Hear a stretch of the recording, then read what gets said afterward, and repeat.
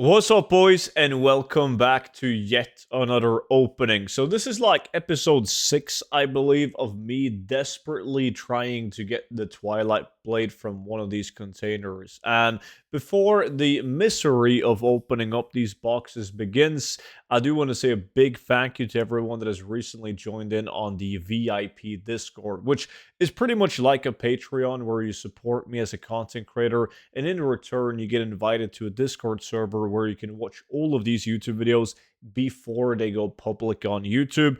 But you also get access to exclusive content in forms of gold tips, investments, there's multiple spreadsheets, and much, much more. So if you already have the 0 to 10 million gold guide, and if it's helped you make you a lot of gold, you're definitely going to enjoy your stay on the VIP Discord as well. But they're both going to be linked down below in the description. So these boxes right here, specifically called the Flame Scarred Junk Boxes, has a chance of containing this bad boy right here, the Twilight Blade, which has an insanely low drop chance, which is the only reason why it's super valuable. Now, I'm on episode 6, and there's been plenty of you guys that have already received the Twilight Blade. Some of you have even sold the Twilight Blade, so that's really cool to see. But I do think that it's finally my time right now to obtain the Twilight Blade. So hopefully that's the case. Now, in order to farm these boxes, you gotta be on a rogue because they can only be pickpocketed. And they can be pickpocketed from a couple of different areas. However, this place in Uldum is by far the best one.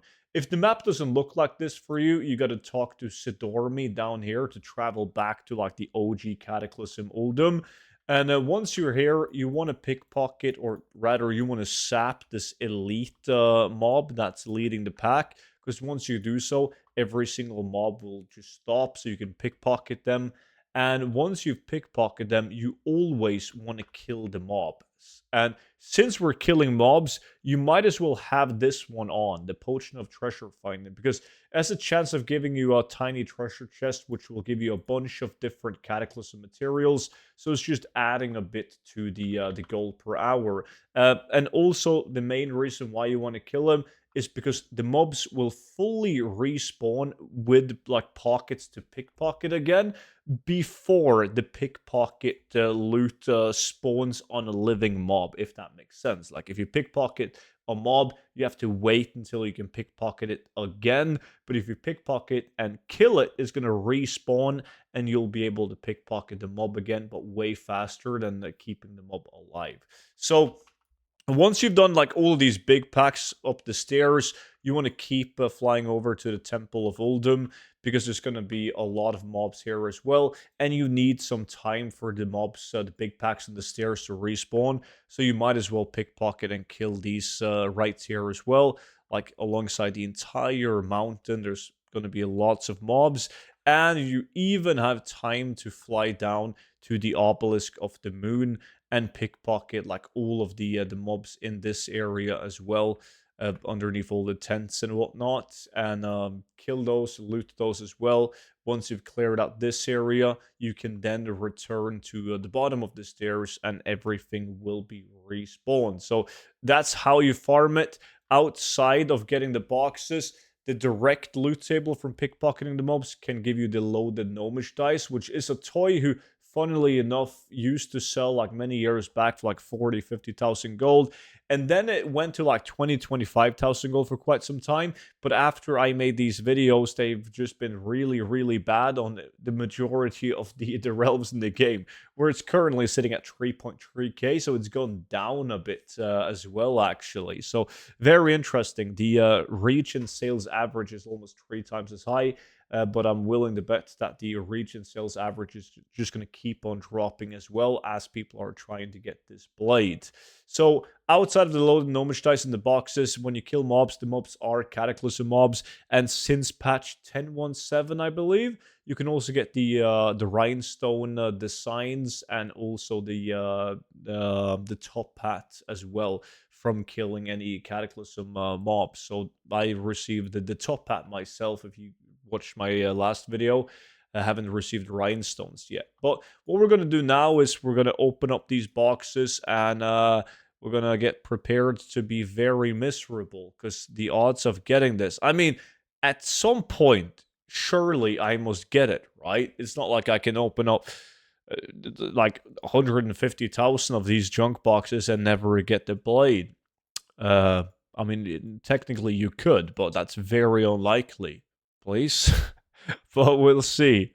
I usually open up like 150-ish boxes at a time, and that takes me like right above an hour to obtain if there's no competition. And frankly, this is episode 6. I've never had any competition farming these. But if you encounter competition, you can just switch with war mode on and off, chromie time, or whatever. So that shouldn't be any issues. Now, one thing that I always thought was a bit depressing about these boxes is that there's nothing of interest from the boxes unless you get the epics. Like, sure, you can get some green items like transmog, etc., but most cataclysm green item transmogs are going to be very bad.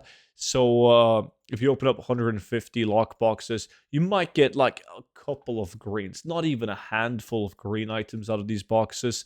And there's nothing else of interest, of proper interest out of these boxes. So it's pretty much get the epics or go home on this. And I'm more than halfway through. And it's not looking very good, is it? Goddamn.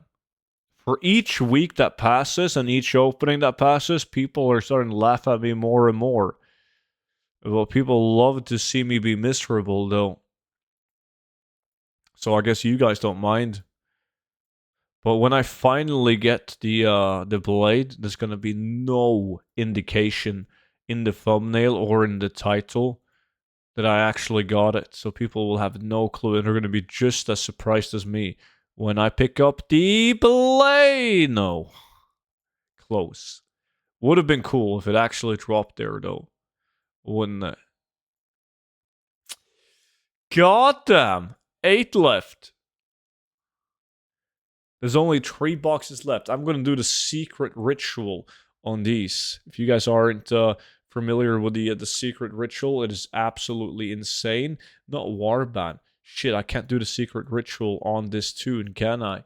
No. One other secret ritual that is proven to give you insanely increased RNG is putting down the mobile banking like this.